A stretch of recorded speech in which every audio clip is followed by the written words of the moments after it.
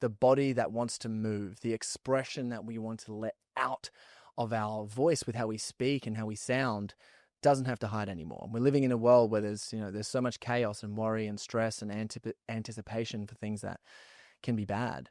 We live in so much stress and worry and anticipation for the bad that happens in the world, that when the moments of good happen, and I don't know about you, but there are so many areas in the world where there's stress, worry, and anticipation that something bad is going to happen. But in all of that, there is pockets of self-expression and healing and unity of teamwork that is coming together through music. And today we have on the show Leah Livefree, who is a vocal liberation specialist. And you're going to learn something new today. There is a guy, and oh my goodness, guys. And if you've ever desired to be more of yourself, unlock your full potential, this is a new way and a concept that she has created, which is so incredibly just liberating is the right word. And I can't wait for you guys to listen to this podcast. Let's go. Wait. I'm fascinated by this. One sec. I'm just taking my clankers off. You take the clankers off? Yeah, You just keep them on if you want. I just don't want them clanking in the mic. All right. It's cool. One thing that's like fascinating me at the moment is this, when you were speaking, when we were talking on the boat about group syncing via music and harmonics. Can you tell me a little bit more about that? It'd be my pleasure. Something I always say is we all come from a drum. Quite literally, we all come from rhythm and heartbeat. That's how you were brought here. It was the first sound that you resonated with. And there's a reason that music is the universal language. No matter where you go, you don't have to understand the words. You don't have to even understand the rhythms or the culture, but the music goes before we do in many different ways. And I think that in a society that is moving so quickly with so much information and so much stimulus and so much progression, it's really cool to tip hat to just the ancient root of the thing that we love, that we've always loved, that for whatever reason, no matter how wild things get, always anchors us back, which is music. And something else I always say is like, there's no tribe in the wild. There's no pack in the wild without a call.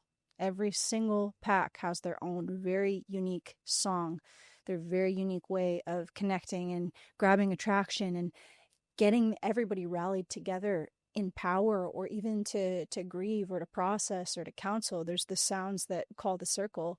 And then you just set us free in this culture that we're worldwide and we come from all over. And, we're a part of a bigger pack, but we designate off and we're very preferential and very spread out. And it's like, well, what's that unified thing that we all share? And we all come from drum. So I'm big on creating spaces where people can get together and actually lock into those ancient, primordial, tribal rhythms that just like let your hair down, let your lungs live, feel your blood rush through your body, and actually trust the person next to you. When you hear their breath like that, when you hear your fellow stranger's breath like that in their chest and their movement like that in the space, and they're audibly communicating, I belong. Like when you make noise like that, you're just saying, I belong, like I belong. And when we're all in that space of belongingness, man, that's when it gets real good. Why do you think... Just for starts. Yeah, right, just for start. Why do you think... Because when I think about corporate business, it just makes me go dry. Because I've worked in... Desert, Sahara. It's just a desert, right? Yeah. Makes me go so freaking dry. Sahara. Why do you think music is not incorporated into like teamwork in corporations? It's just beyond me, because I think people would do better. I think the core of it is the thought that it could be distracting, and it takes people out of production mode and puts you more in that like right brain state, right? Like the creation station, and where all those ideas are flowing and like you feel more free. And I think businesses try to keep it harnessed a little bit to, keep people focused. But there's so many tests that prove that these moments that we have throughout the day to break up our energy and step into a bigger field affects our productivity. It helps us do what we're supposed to do well, and is also a lot more fun, and it's unifying for the team. So there's conscious businesses everywhere having all kinds of quirky You've been involved in them. I've been in the rooms, babe. Tell me about one. I want to hear like a story of like just a Gosh. wild story that you have been in a room. You know, Seeing people in like white collared shirt, just Straight up. off the IT, just programmer, just like, whoa, sweating, getting it in, and then watching them being like, you know what? I'm gonna stay at this company. You know, I'm not going any. I was gonna leave, but I'm gonna stay now. for real. You just painted the picture. My work stemmed. It started in nature, just with me, and then brought it to friends, close friends, and my family was used to me singing in this way, and then that moved into women's work and gathering with women, unlocking that foundation for the feminine to reclaim their voice in a really healthy way.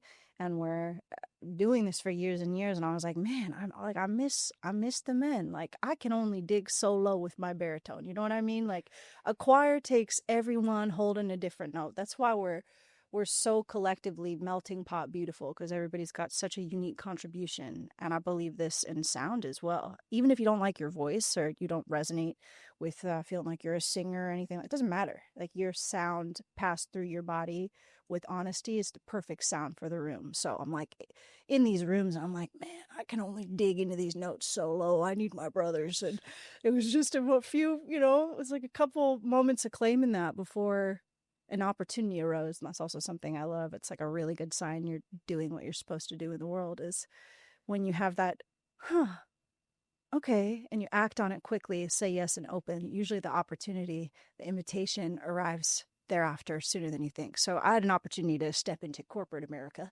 in Southern California. It is still Southern California nonetheless, but corporate America. And this men's business team, just all, in their late 40s, 50s, 60s, 70s, and suit and tie and the whole drill. And one of the guys' wives had heard of me, and we were like, yeah, she says you're great. We're going to bring you in. We're going to hire you on to do some rhythmic sync up for our team. And I was like, I have no idea what I'm getting into. I'm like walking up the stairs, getting to this elevator, this like nice ass place. I think I had like a poncho on, lots of fringe, my drum. I'm like trying to walk professional, just being a little Buffalo dirt kid, and I get up there and like doors open and they look at me, and you could tell they were like, oh, this is going to be weird. And I was like, it's weird for you. Like, oh yeah, it's going to be weird. You weirdos. You're weirdos. You're about to be weird. But the thing is, it's like, I knew, because I know this, when we clock into that rhythm, similar to deep breath work or even yoga practice, or even when you're working out intensely, once you hit that pocket, the whole body responds in sense of yes, because we're doing what our actual system wants to be doing. It's like when you cook a meal for yourself, even if you don't think you're a good cook, you get your hands in it, you make it right, you eat it slow with presence, your body's like, yes. Like, you start to use your voice in the way it's meant to be used, your body very quickly responds. So we start off toning in the room, right? I'm like with these dudes. What's toning sound like? Toning is just working with really base level primordial sounds. So it's essentially like the vowel system. Okay. A, I, E, O, U, M. And it's cross-culturally, globally, what connects us all are these vowel systems, and depending on how they use consonants is kind of points to where you live in the world. But the vowel system across time has carried information beyond what we understand. It's how the cavemans communicated. It's how babies communicate. They also communicate in repetition. Mama, dada, it ma, ma, ma, ma, ma, ma, ma. By the way, ma, all over the world, ma associates to mother. How hectic is that, eh? I think about that. Yeah. Yeah. Everywhere. Ma, mother. Da, da, da, da, da. They repeat. Yeah, yeah, ooh. When you like hit yourself, you like bonk your knee. And we intuitively, ooh, yeah, It's these sounds that are very normal in the way that we communicate as animal, that we kind of strip down and try and make professional. Yeah. Even sex as well. Especially sex. I mean, you just... nothing like a good silent pump. Oh my God, please don't. Just for anybody listening, like it's a lot better if you actually breathe and like let the sound pass through your body. But anyway, from silent pump to CEOs, we do it all. And we're in this room and with these guys, and I'm like, we're just going to start off with some simple toning. So you, yeah. And you tell these guys are like, this is weird. I hate that the company makes us do these. It's corny. Keep breathing. And my rhythm is to just hold the drum beat, quite literally. Like consistency that way can invoke trance state. When you go into rhythm, your brain waves start to bypass that overthinking mind, and you drop from the head into the heart into your low belly creation station without even thinking about it. It's incredibly efficient. So we're just drumming. I'm like, I don't care if they think it's weird. I'm gonna keep holding it. We're toning. And then once the repetition is in the room enough, all of a sudden you can feel the body is starting to get confident in the sound. And I look around and one button's popped around the room. There's little buttons popped. All right, if I could see more of their throat. Okay, now we're getting in with these men. Yeah, yeah, yeah, yeah, yeah, yeah, yeah, yeah. And all of a sudden, the blazer suits, they're coming off. Slowly, they're coming off. And I'm like, damn, these guys are in it. And within 5 minutes, every eye in that place is just shut tight. Jackets off, white unbuttoned, ties freaking whipping, just right back to what the men do. You know what I mean? And it's like cracking me up in this environment. I mean, there's like files on the tables and all the stacks, and the secretaries having coffee in the back. And you guys like, get in here. And you're just drumming, bringing this stuff to places that you don't think you'd see it, and they're right in there in the pocket. Doesn't matter what you do, doesn't matter what kind of music you think you like, doesn't matter what you think of your voice. When we go to these places together, we are reminded of our tribal unity and power. It's why we love sports so much as a culture. It's made to unify us. Yeah, like we do that instinctually. Like that's what our body does to celebrate. Like we come together in these moments, or when we see something beautiful, yeah, like we do this, but we only give ourselves these little moments to do this. Yeah. What do you? I'm so excited to hear your perspective. What do you think the benefits of that are? Of that experience? Oh my gosh! Like, well, what are the benefits of that? Of those guys in particular, right? Who are in this office and they're like wanting to hustle, they wanted to work, they do all the things, whatever it is. Like, what is the benefits and the impact that would have had on them? Benefit and the impact, first and foremost, starts with self. And when you feel confident in contributing your voice, your authentic voice, not just the voice that we use that we've learned how to speak to get your voice, the actual, this is what I bring to the table. This is what I believe in. This is what I'm here to serve. When that voice has opportunity to be in the room in a way that's like low stake, no pressure on it, just getting to know itself out loud, the level of confidence that surges through the body is a visceral feeling. Like your blood changes temperature, your cells hyperoxygenate. Something I always say, breath work. Listen, you like breath work? Singing, toning, vocal work is breath work on crack. So it is hyper oxygenating your cells. You are re-enlivening your tissues. You are actually vibrating out any cellular residue that has trauma in your system, gets to just leave through your vocal cords. So not only are they feeling more confident in their contributions, they're feeling regulated in their bodies, they're feeling juiced up and empowered in their creations. And beyond that, the room. When I can actually hear you breathe, man, it lets me know where your nervous system is at. Trust, yeah. It allows me to feel safety. If we were lions out in the pack, and let's just say we were brothers, right? We're brother lions and we're out there. We're like hunting together. I'm listening for your breath as we're tracking. And that's allowing me to know that I'm safe with you. I'm trusting you. You're regulated. Your eyes are on the same prize as mine. But the moment your breath falls short, falls tight, I can't hear you anymore. That's when I become vigilant. Yeah. There's a study done that showed that, like, if you want to make someone feel a lot of stress in a short period of time, just start breathing quickly. And the person next to you will start freaking the fuck out. Wow. And I tested that. I'd just be around like my exes and shit, and I just be like, and they're like, what the fuck are you doing? And I was like, oh my God, it's in the real. grocery store line. Yeah, just got up behind people. What the fuck is... It's crazy, dude. It was that, but I'm also assuming as well, like, because of the rhythms and stuff, like, just the frequency of them operating at the same level, like, after that, they would have just crushed. It's insane. And just like global unification, so they start to trust each other. You could hear the person's, not only their breath, but their expression next to you, their true expression. That makes me look at you and go, nice. Like, I trust you, man. I trust what you're bringing.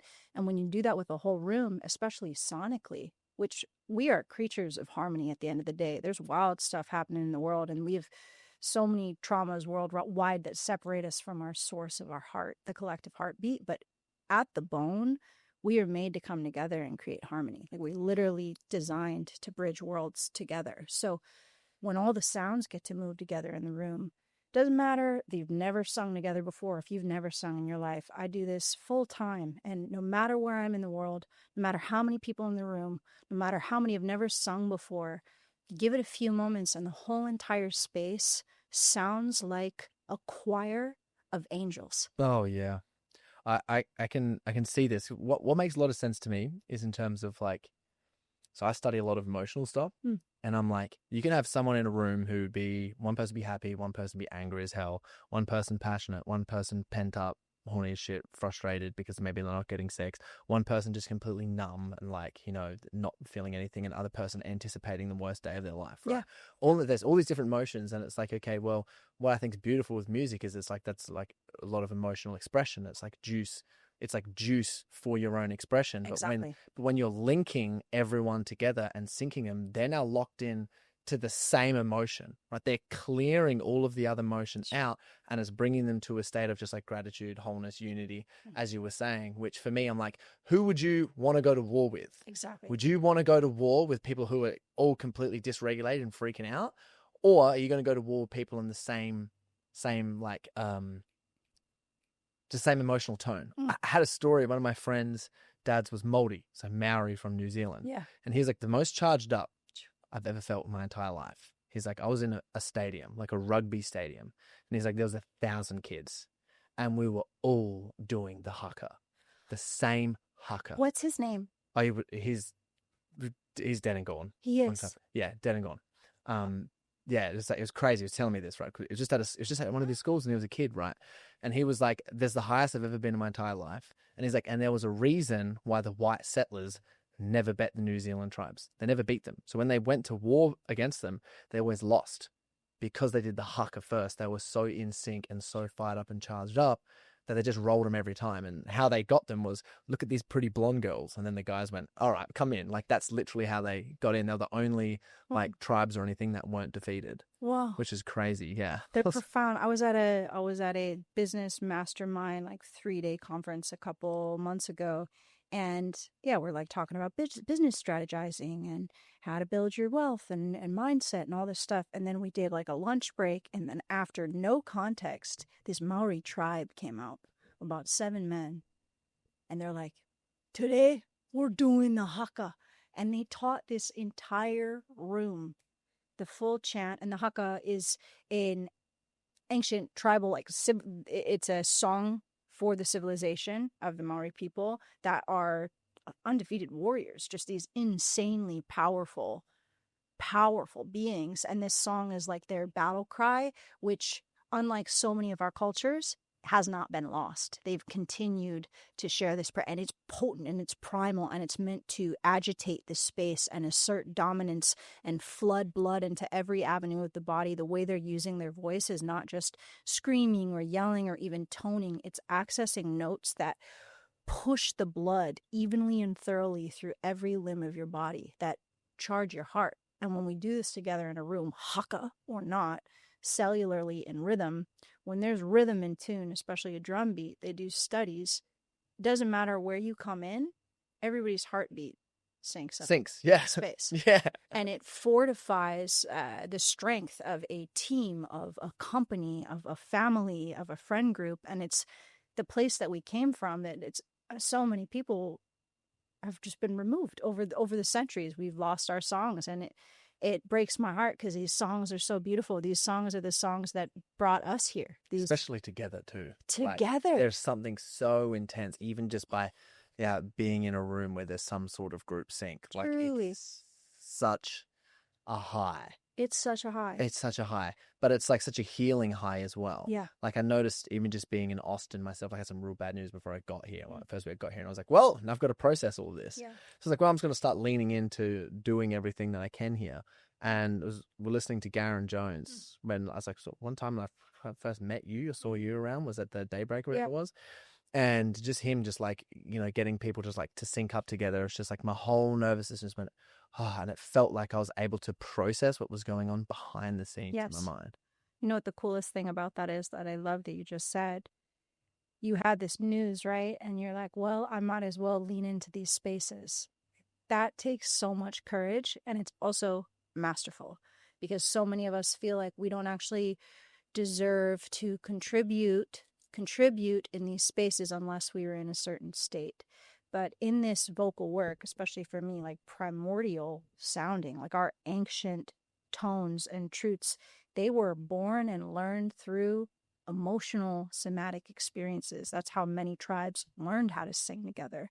So to have the gift of getting to be together in a room and knowing that almost every person there is having their own completely different experience. And you could be anxious, you could be grieving the loss of a family member that passed the day before. You could be having literally the most successful week of your entire life. You could just get engaged. You could have just gotten dumped, and you could be feeling really low on yourself. You could be feeling so high. And if you were to match that emotion to your breath and just breathe into that place enough times audibly with consistency and with the inquiry of like, I wonder what this feeling sounds like, and to let that out, every single sound, every single emotion is a precise contribution to the choir of the whole, which is what makes it so magical. It's like we're all going towards the same rhythm, but we're all bringing our unique field, our unique experience, our unique emotion through our own unique note. And when they pass through the space together, and we're all different places, areas of our journey, life stories, traumas, but we put our eye on the rhythm and you just let the emotion move, and somehow, by grace of creation, it always harmonizes. It's so crazy. Even when you go to do sound healings and stuff too, and you hit like the bowls, and then eventually the bowls will wave, like the noises of the bowls will like hit each other. Yes. And then start syncing. And they'll be like ding dong dong dong dong, and then they'll start harmonizing. And Our like, nature is harmony. literally, as you were speaking, I was thinking of that scene in Avatar, with the blue people, where they're all like sitting around and just like, Oh yeah. when they're making Jekasuli, like transforming his body into Jekasuli, into like the Avatar forever, and they're all just like, coming together as a tribe to make the transfer and the link happen. I was just like, oh man, as you're speaking, I'm like, that shit, it's so real, but it's happening on areas that we can't tangibly see, but we can measure, you know what I mean? Which I find is incredible. And like the experiences that we all have, like every one of us in life is going to have a rupture of pleasure, and that's its own frequency. And every one of us is going to grieve deeply in a very painful level. And every one of us is going to know birth in some form or another, but our society has put walls up on it. And for whatever reason, these are the things that we do. Yes, they're personal, but we all experience them, and we put us in private rooms and they take us away. And it's like, yes, so when do we actually get to do that together? Okay. Why do you think people shit their pants when it comes to their own expression being heard by other people? Oh, especially when it comes vocally, right? Because speaking for myself, scary as shit. They say it's the biggest fear in the world is public speaking. Yeah. And I say this often, but you don't have scared without cared. You care. That's why you feel anxious. You care about your contribution. You care about the way you're showing up. You care about the way it's perceived. I think that's really beautiful. Yeah. I think that it gives us a level of intentionality to what we're arriving to, which is beautiful, especially as a teacher, as a facilitator, especially when you speak up out loud. Many are listening. To intentionally speak is so important. And throughout time, so many of the ones that spoke from that place intentionally, we have history of crucifixion of all different kinds, of exile and annihilation and cancel culture for people that speak their truth. What does it mean to really speak up? And I feel the deepest thing we want is to be connected to a tribe, to be connected to each other, and to feel like if I speak my truth, if I am witnessed in my word, I will not be loved, is a very scary feeling. And that starts usually for most of us in the home as children. So that's a big thing to unbundle live in front of a microphone in front of many people. Yeah. However, what they don't teach you is that anxiety that you feel right before you get up to speak. Or if you're on a Zoom call and you know it's your turn and the heart starts to beat in the tummy, even if you don't feel anxious, there's that like activation happening. Shit. So much of my work is supporting people and encapsulating those moments with a breath technique that is unique to them, that helps them strategize in funneling that energy into their system in a way that can actually get behind what they're saying and create a texture that allows their truth to move with so much fuel, authenticity, integrity, and ease. Oh, that's so cool. One thing that I learned about studying and practicing leadership is the tribe you're with, no matter what you're doing, that's your fam.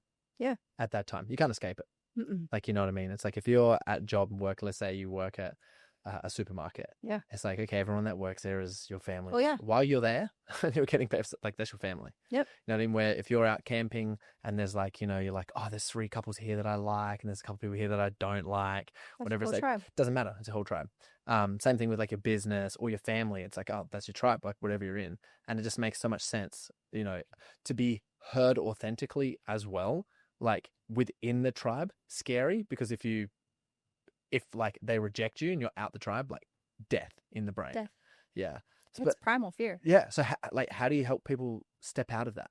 We practice in safe spaces. Yeah. Vocalizing in a way that isn't to sound good or be accepted or do anything any particular way. We practice connecting to our authentic power from a very ground level, structural, to the bone. This is what my actual organs and body shape was made to create and hold. Like, this is the sound I'm made to make. I'm going to give myself room to just do it. And I don't even know what to tell you other than when you make these sounds, and you know, you're different after. It doesn't just impact that one room or that one moment. It's you leave that space and then your voice is like, whoa, and you hydrate, you go to bed, you wake up the next morning, you introduce yourself to someone, you shake their hand, you say your name, and you hear your name pass through your mouth in a way you've never heard it before, and you believe it. I'm having so many moments and like my body's getting hot. I'm getting tingles and shit everywhere.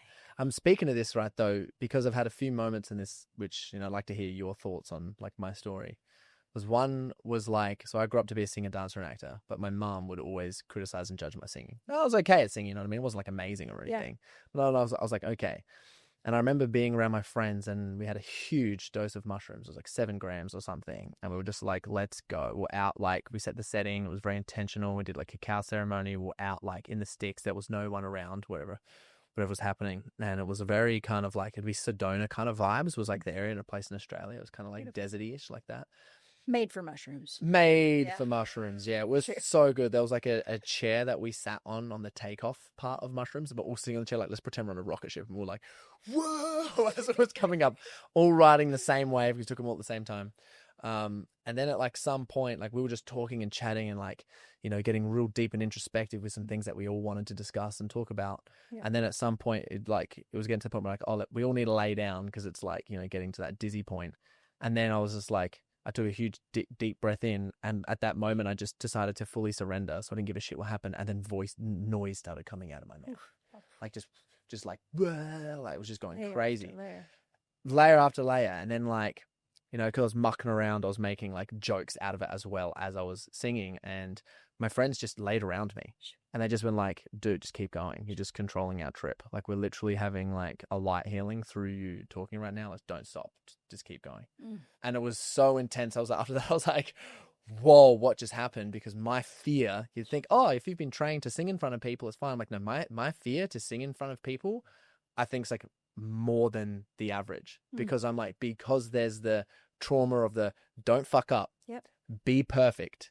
If you fuck up, that's like you're either on stage or something that's embarrassing for you. You're going to get told off. You're going to get talked to. They're going to stop listening. You're disregarded. You're no longer valid. All of that. So it's so scary. But after that, to what you said, was like, once I finished, I was like, oh, I'm never going to be scared of singing in front of people in cars ever again.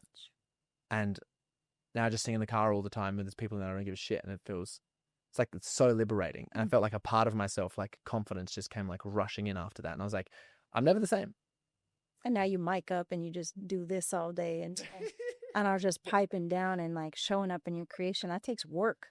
And it can actually be really enjoyable. I love too that you had that experience and how much it can alter things. And even as you're speaking it, I'm like there with you. I'm feeling it. It's a very visceral sensation, be it medicine or not. I feel like so many of the people here listening can resonate with that moment where you felt life shudder through you in a way that was asking for more of you, more of your truth. And you're like, what, how do I say it? What do I, and the moment you let yourself, it doesn't matter what the expression is, it carves your being in a deeper level of trust that makes you a powerful contributor and co-creator of life. And once you feel that feeling, it changes the way that you walk in the world.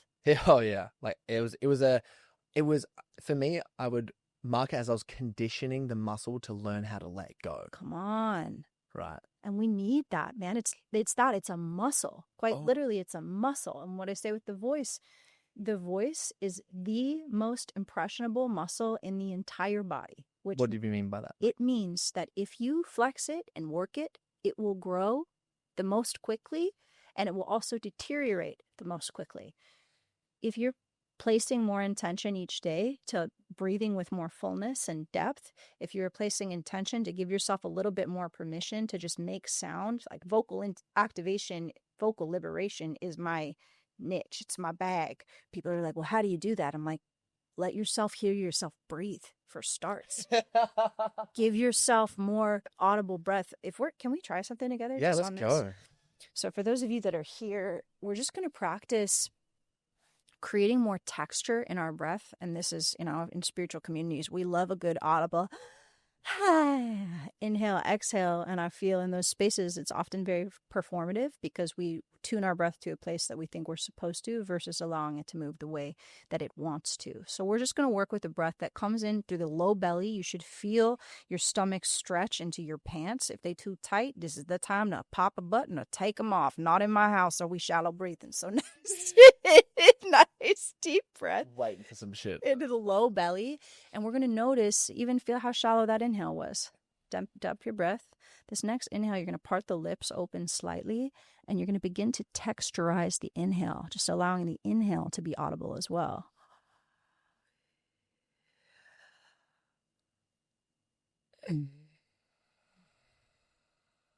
What happens if I just trust the exact sound that wants to come through my breath? Shape my mouth to help frame that sound move. Feeling how much territory you can take up in your inhale in your lungs. I'm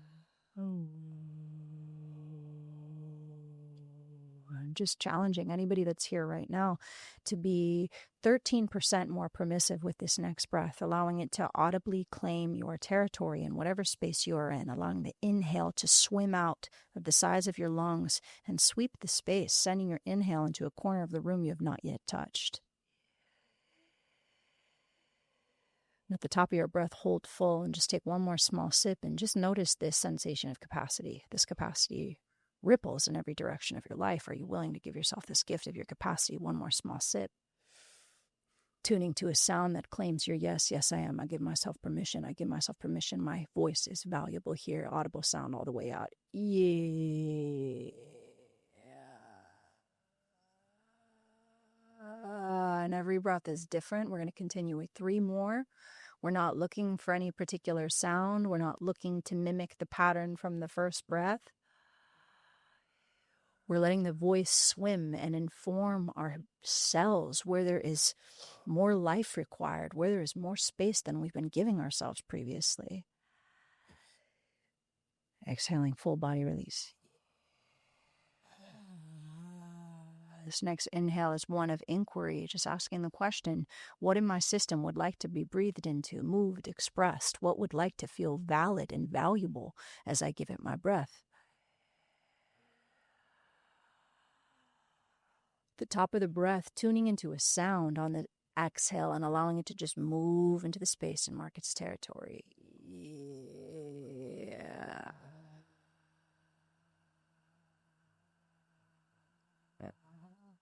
And this last one is just pure permission just for you, trusting in exactly the way the sound wants to move.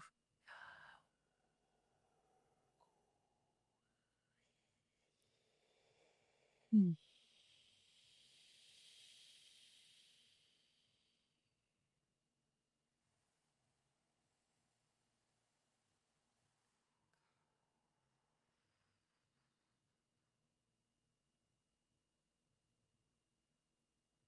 And just noticing how you feel in your body.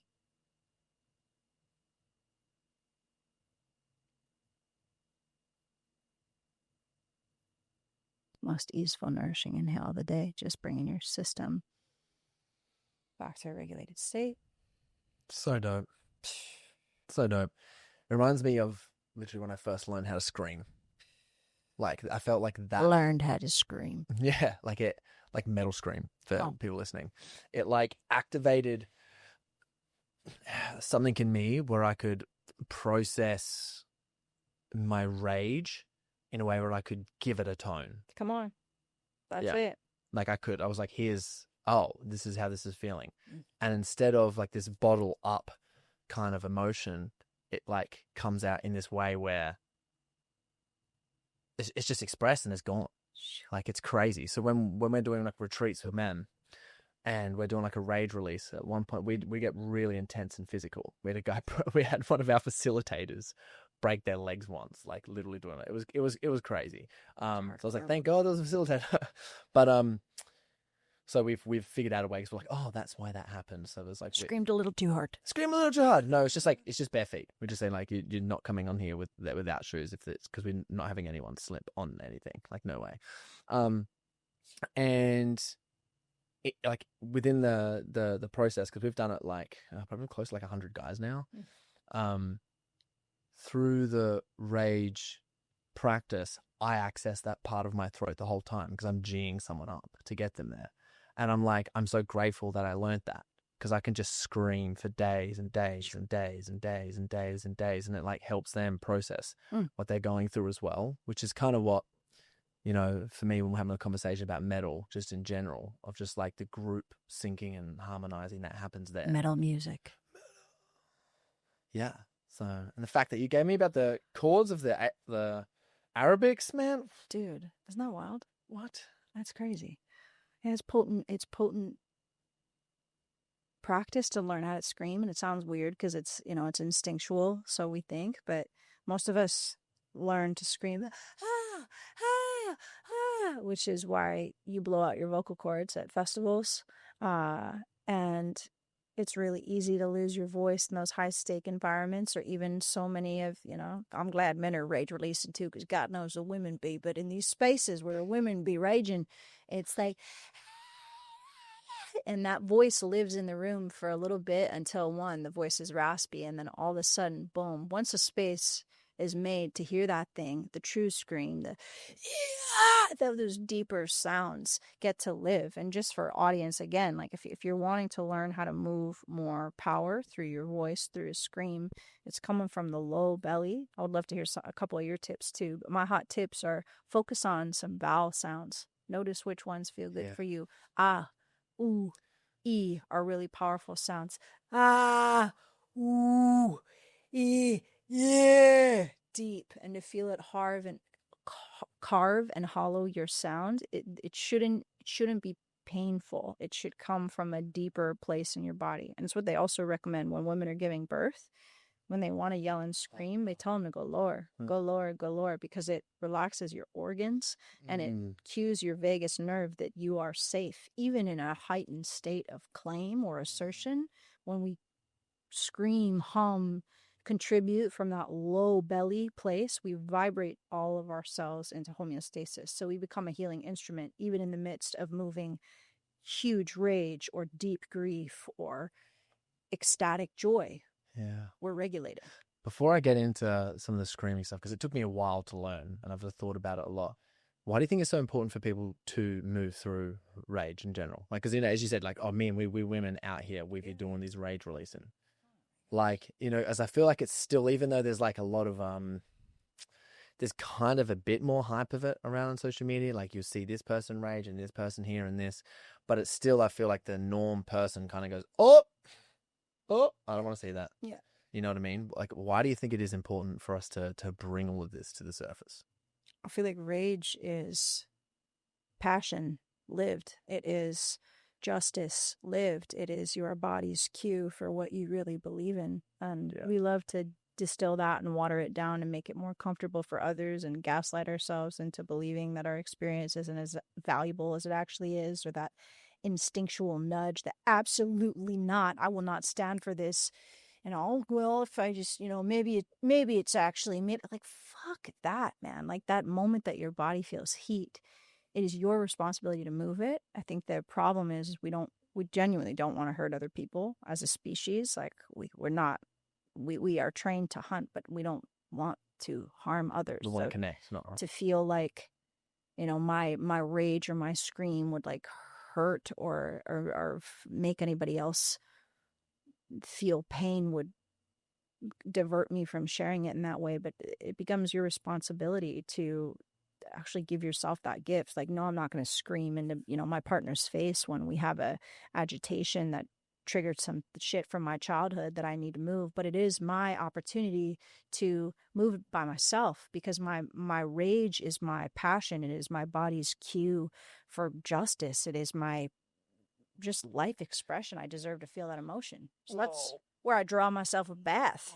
And I put my head underwater. You want a good underwater. You want to learn how to scream underwater. Like it's the best place. Like to go in the tub or fill up the sink, even put the stopper in the sink when you're moving something and just put your face in the water and just, you also gas out your lungs. So you get that like that real, like just clears information quick, and then you feel way better and informed. You feel informed on the next steps once you move that heat.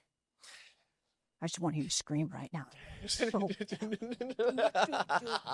it. Dude, it's all I can think about is the human body is a musical instrument. For real. And emotions are the signal for us to play the certain key or the note. That's literally what I saw as you were speaking. Listen, Corey, I knew I trusted you. I knew it. That just locked it all the way in for me. Did y'all hear that? Play that back. Yeah. Your body is a musical instrument, and the emotions that you experience are signals to play the right note. And what I think is that people commonly, when they see certain other people's emotions, it's like that's not the note that they're playing, or they've never played it before, they don't know how. So they get scared or nervous. Come on. Right. But it's like, that's what we got to play. Our body's a whole instrument. It's a whole instrument. And I was like. And that note is one note in the song of your life. Exactly. Right? We're guitar heroes, and we're just the guitar. Literally the guitar. And that's one note. And your only job is to contribute to that note and to know that it will shape and change and tune. You don't have to scream that note your whole life. You don't have to be stuck in that emotional state. But when you actually give that emotion a place to move, you feel so much better almost instantly. And for me, I love to work with voice because, one, it's free. You literally don't need anything else. You can do it anywhere. It's so quick to regulate, like giving yourself a few screams in a safe space, or a few really cathartic audible breaths, or a few just like, I'm going to let my mouth just all the doubt in my brain or my head trying to make decisions, pull, yank, I'll give that a sound and just like screech my way through it. And I'll literally feel my body go, okay, I'm done. Process the emotion. And or it's done. Holding it for ages and take it out on your kids, your family, your loved one, your partners, people in business, and hesitate from posting on something authentic on social media and just like end up being numb and shut down. I think we've had enough of that out here. Yeah, right. I think I've seen darn near enough of that. Yeah. And it's so cool to me how many of us, of our generation, is coming closer to this work, even if they don't know that they're touching it. Even like the way that finance is being prioritized in a culture for people our age, so much of it is going towards music experiences. So much of it is going towards it just experiences as a whole, which is incredible. Music experiences, immersive experiences, or studies. So many more people are getting support, mentors, therapists in different regions. And a lot of folks are finding that even in their work that they thought was going to turn out one way, that there's a different mode of expression that wants to come through. And I'm watching my peers all across the board hit this taproot of moving that sensation in their body, that texture that feels pretty poisonous if you just hold it in there, and giving it a healthy outlet is actually what gives us the texture of our truth. It's what makes you authentic. It's what makes you relatable. It's what makes people believe you. I could give a shit less if you hop on the mic and you're trying to hit every classical choir. And I'm bored. I heard that a long time ago. I watched American Idol back in the day. Bless those pipes. If you can hit that range, that's profound. And I want to feel where you've been. Yeah. Through your voice. When you say your name, I want to believe you. When you speak your truth, I want to trust that you're actually telling me what you need. When you ask for help, I want to trust that what you're asking for is what you know you are worthy of deserving and welcoming. Yeah, it's a good filter to like understand someone's authenticity just by Completely. hearing their voice. You can hear it completely. Wow. That's crazy. It makes sense. Even like when I've created content, there's some pieces of content that I'm like, why has this reel gotten like almost 200,000 views? For real. And this one gotten 4. You know what I mean? It's like, what the hell? But even in speaking some of that, like I had a close friend of mine ask me, like, what does metal make you feel, right? In regards to this, because I was trying to like get clear on, you know, after like when we had a conversation, I was like trying to get clear on like, okay, what is this whole synchronization thing? And there's something that I feel when we go to music festivals, there's always something that's kind of confused me. I'm like, why do some people just hate and loathe metal? Why do other people completely love it and obsessed with it? And there's like this brotherhood for everyone who likes metal. So it's under thing like, oh, you like metal? You like metal? Like, who? Tell me. Yeah, but tell me. And I the only answer, I was trying so hard. I was like thinking, I was meditating, I was labeling emotions that I was feeling. And I was like, honestly, it's a spiritual experience. I can't explain anything else. I have this spiritual experience. My whole entire body lights up like something. And I just feel so connected to every single tone that comes up. It's not just metal music. It's a lot of other music as well. But there's something about it for me that I know a lot of other metalheads, you know, like about it, which I don't know. I can't explain it other than it's just this complete spiritual experience. I would love to go to a metal show with you. I would love for you to go to a metal show. Proper, because that's a very unique, unique from the outside, I feel, perspective to hear, because I think most people associate metal also to the way it's usually portrayed as like pretty hardcore and like kind of dark. Like a lot of the imagery around it and the way, it's badass, it's hardcore, like I get it. Yeah. But I feel like people hear it or think of it and they think that there's like a summoning happening or a conjuring, or it's just like, oh yeah, like that's a lot of emotion. But this is a safe, healthy, intentional container for that emotion to go. Yeah, I 100% I agree with that. Me and my friends, there's a couple of friends in Austin here, were like, oh, let's catch up, listen to metal some night. And I was like 6, went to my friend's studio and we're just like listening to metal. It was cool, man. And it was really interesting because I've been thinking about you a lot since we caught up last week. And it was interesting because I was watching the space of everyone listening to metal, right? And we're like, oh, everyone just put your favorite song on and I want to see like what you most like, right? And one of the, all the guys, one person would put a song on and everyone would just sit there with their eyes closed and tap their feet. That's all they do. They're just in there. Just like in flow, no noise, no nothing, like while the whole song was playing. And I was just like, whoa, just the witness of the experience in this in general is so incredibly beautiful of like watching this happen. But what I know for a lot of men after going to like a lot of like metal shows, it's just a rage release. You know what I mean? There's like a part, there's a spiritual connection and then a rage release. And being someone who facilitates rage releases for men, after the release happens, because like, you know, we'll play, there's a certain few songs that we'll play. Some get progressively a little bit heavier, but nothing too crazy, because in a release you really want to be kind of like focusing on yourself. But afterwards in the stillness, when there's like, so it's like, looks like this massacre has just happened of everyone's trauma. It's like everyone's just like gone to war with their own trauma, and people like, you know, shaking and stuff on the floor, just like processing grief or shame or whatever the hell's come up. Jeez. And yeah, it's nuts. I've literally seen people go to grab like this bat that we have, and their whole body's tensed up like this, and they haven't been able to grab it, and they're trying to swing, and their body's just like no, because they don't have any permission to say what they want to say or express their passion. Like their whole body was just constricting for the whole thing. But afterwards, when the massacre happens, it's this most enlightened peace, kind of like this.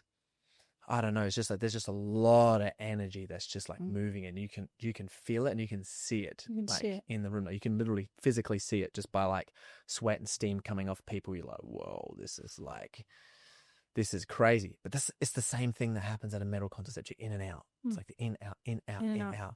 And when I went to one after doing all this work, because it'd been a hot minute since I'd been to a show, I was like, oh, like this is what this is. Yes. And I was just the whole time I was just like in this state of just like, oh, let's move, let's go, let's move, let's go.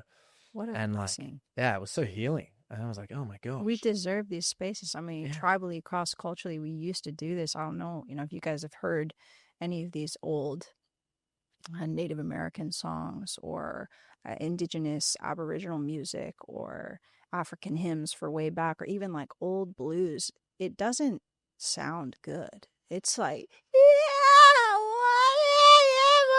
they're conjuring that depth of emotion, that higher ask, that humility of humanhood in voice, and you can hear it and you can feel it, and it's a communion. We used to have places like this in every single village, in every single family home. There was a knowing that this is how we healed ourselves. And I think society, we've pushed it down and we've zipped it up because it's a lot to feel yourself that powerful. I have so much compassion for people, that don't want to make the sound at all, because they know what they got inside of them. They feel, they sense it. Even if they don't know, they sense how big they actually are.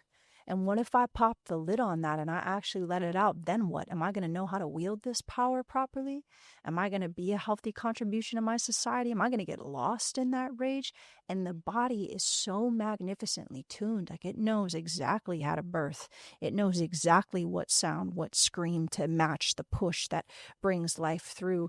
And that song of life swells. It rings out and just as naturally knows when to fall. Like you can't hold that one note forever.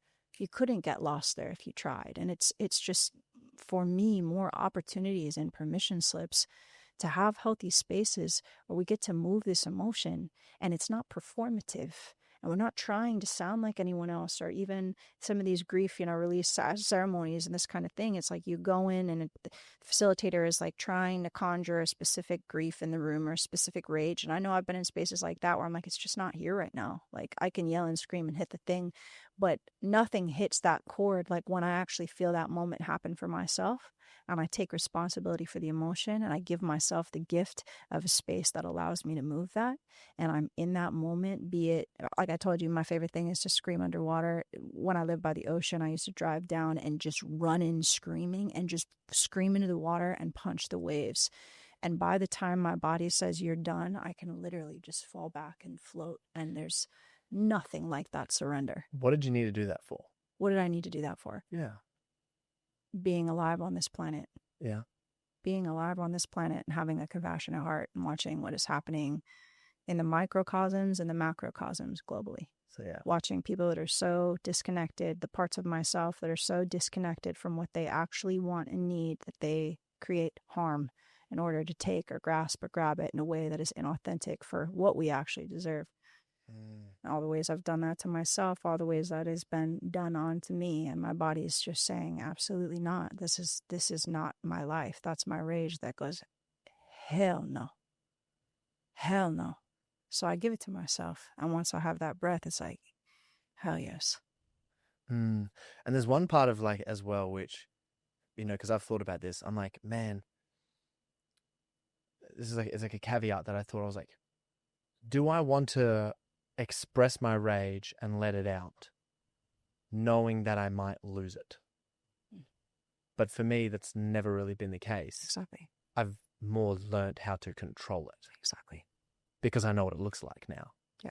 It's the same thing. Like when you were talking about, it was just like a circle moment back to screaming, and the A-E-I-O-U's, that's all screaming is. You can't really do anything else other than make those noises in the back of your throat.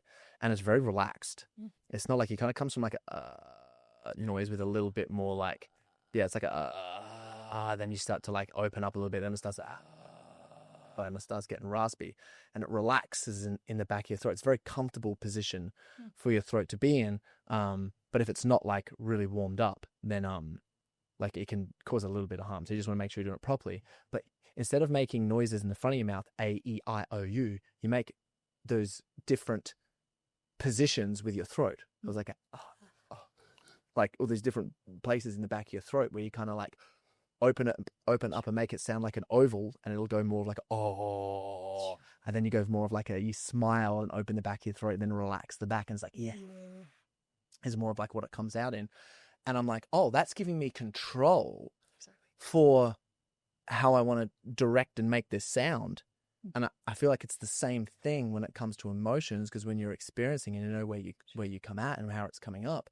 It's like, oh, I know this feeling. Like, you know, there's so many times where I've wanted to rage or react in real life and something's happened, and I've just had to go and make a noise, and then it's just gone, completely gone, like in instant. In an instant, I'm like, one noise, bang, done. I'm like, oh, sweet, because I know that I'm like, oh, I've had my rage, whatever it is. Even in the moment, I can go process this another time properly, but just in the moment, like that is like, oh, I'm here.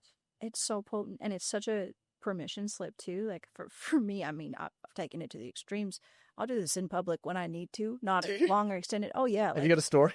I got just offerings as a whole, but like this part of your body is such a powerful cradle in a moment that there's overwhelm. I mean, I'm not going to like just pipe down in the middle of a grocery store, but in moments where life happens or where you're driving and there's somebody cuts you off like that, and naturally any animal out in nature, when it is threatened in that way, it will take a second to shake and recorrect. We don't do that as a culture. We don't do that. We just breathe and then get back on the road.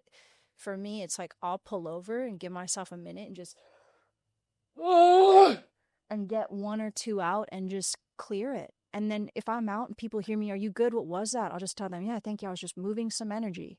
And they're like, you know, or to be out in the world and like I wear my tears. I'm not hiding my feelings anymore. When I'm touched by life, I'm touched. And if I still got things to do, you know, I'm going to go do them, and people see me and, "Are you good?" I say, "Yeah, I'm processing some grief right now. I'm moving some grief." And I just like claim it and make it normal. It's normal. This is our normal state. We've just put it behind walls. And I think it's not only is it a gift to your body to move it, but it's also a permission slip to the people around you to take accountability for what they're experiencing and give themselves the gift of release. Because you want to talk about like wielding your power and, you know, if I let myself go, what am I going to do? Am I going to lose it? It's like, no, the only time you're going to pop up is after years of smushing that down, and it just takes one of the right triggers, and people can ruin their life in, you know, a few minutes with this volcanic eruption of emotion that could have come out in little healthy, safe, fortifying, passion-inducing, corrective purpose moments in their lives. I'm so happy you have your outlet, and I'm so grateful that you're sharing with your people. Yeah, I'm just grateful that you're setting the standard with that. This is what you're doing, like in public, because just doing that gives people permission. Because I like what you've mastered is dignity. Shush. Yeah. Thank you for saying that. Yeah, well, it is. You know what I mean? It's like I have all of my dignity through like my body's emotional experience, you know, which I think is really cool. Thank you. And I believe too, it's like just the reason this conversation is coming up. There's always perfect timing for everything, but there's a lot happening in the world. There's a lot of reasons to be angry at injustice. There's a lot of reasons to be afraid or in survival. There's a lot of pokes and agitations at the animal right now. I do believe at a core level to wake the human up a bit. And I think it's important, especially at this time, even if you don't know that you're feeling it, if you have any form of media, you're absorbing more than you understand.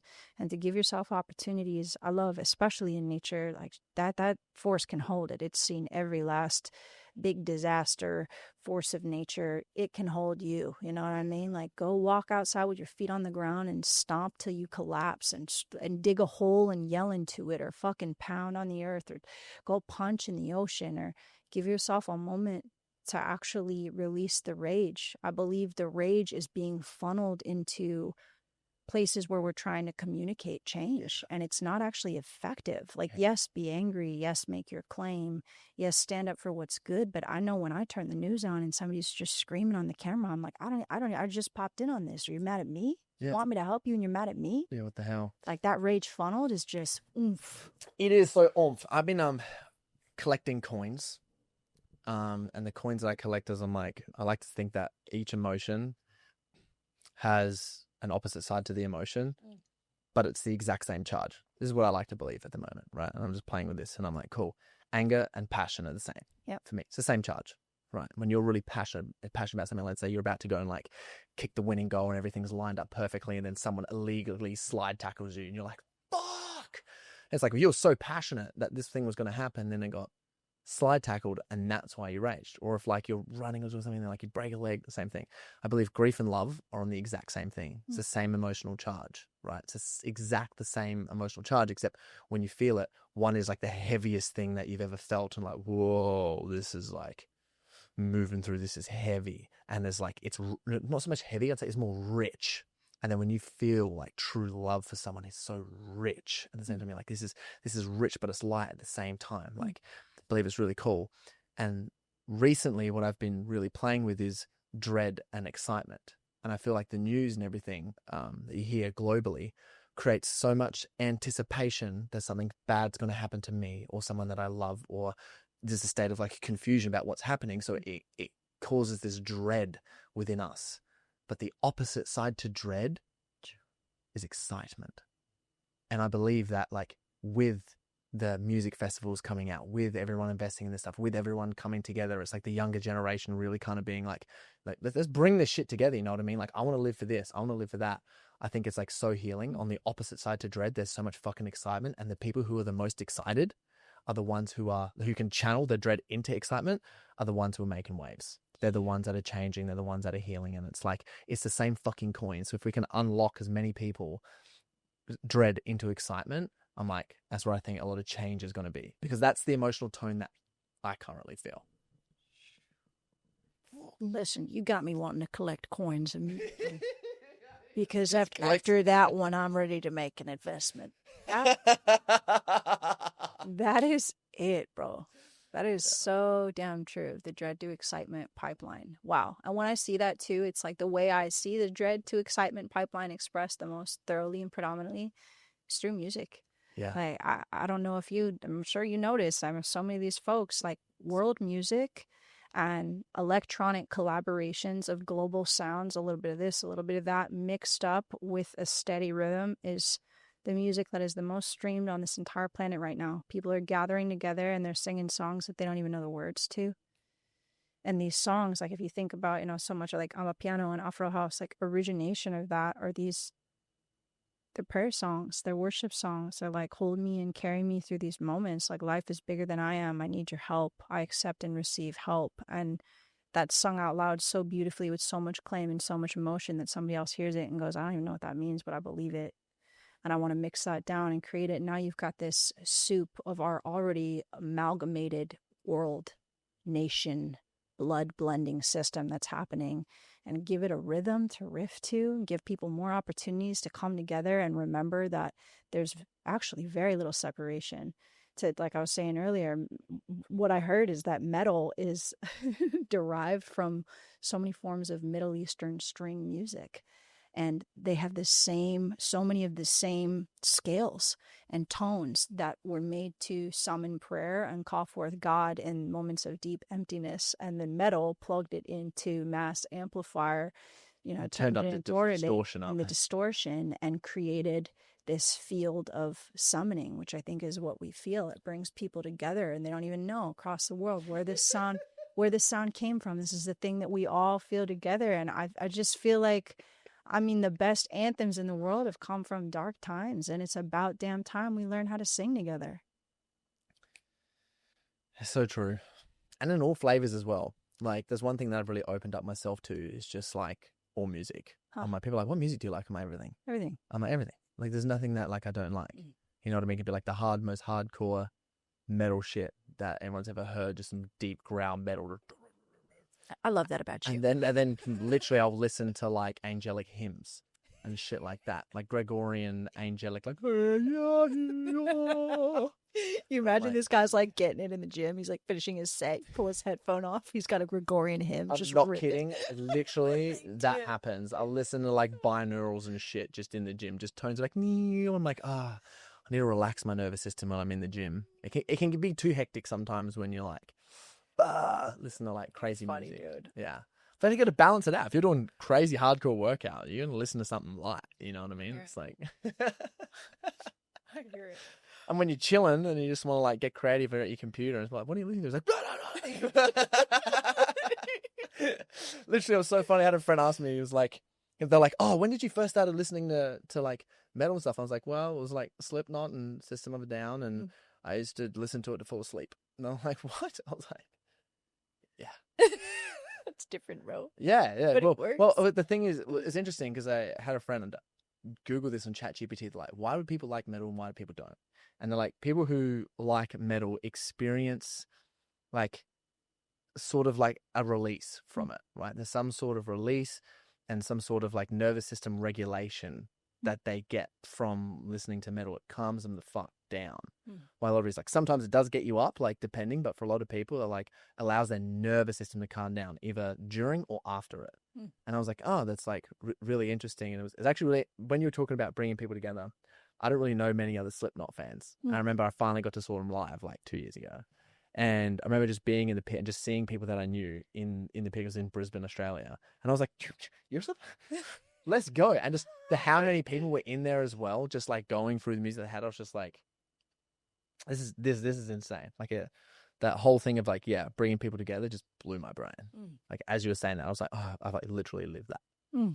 I'm so grateful that you have places and communities that you get to be met and expressed in this, and that you brought it into your work. And also feel very fortunate that I feel no shortage of opportunities to express this way. And I just want to share, as we're having this conversation, like the privilege of getting to have this conversation from a place of safety and getting to indulge in environments where we get to move emotions in healthy ways. It's such a privilege, because life is such a journey, and I do believe it will take us to these places naturally. And I think it's really wise and important and knowledgeable to approach them before the big moment and start learning how to move these emotions and process grief and be around people that are in a similar frequency. And if you haven't yet, folks that are listening, they're like, I'm curious and I would love more of this.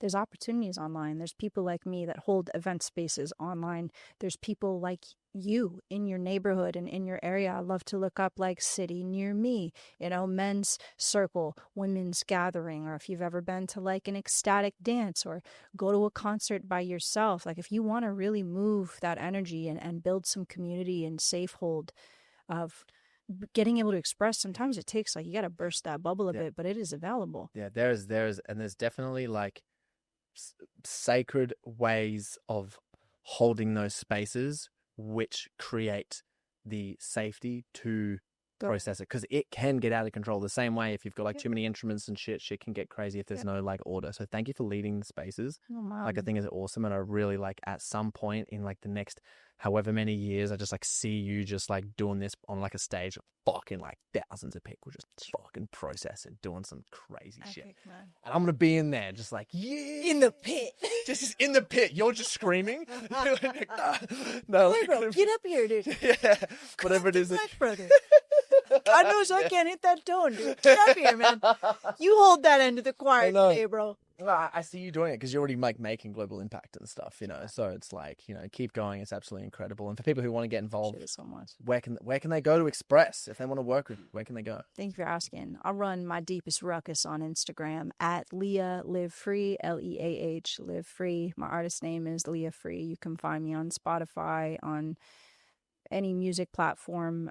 Go and stream. There's a lot more world sounds coming in the next month. I'm mixing my productions. I have a lot of journey music up right now, songs to really unwind to and breathe through and journey alongside. And my rhythmic pulse has been in me for so long. It's been a deep prayer to bring that forward, and I'm excited to release more world music very soon. So you can find me sonically there, and then I'm working on my TikTok. That's coming soon, but mostly on Instagram, and link in my bio has all information, updated events. I hold all different kinds of online vocal masterclasses, co-ed, learning how to just liberate your voice and come in contact with your primal sound. I also do a bunch of one-on-one, helping people sort their own unique practice that helps them, boom, taproot that thing that gives them confidence, that shapes their voice so they could sing any song that they want to sing, speak any truth that feels compelling to them from an authentic place.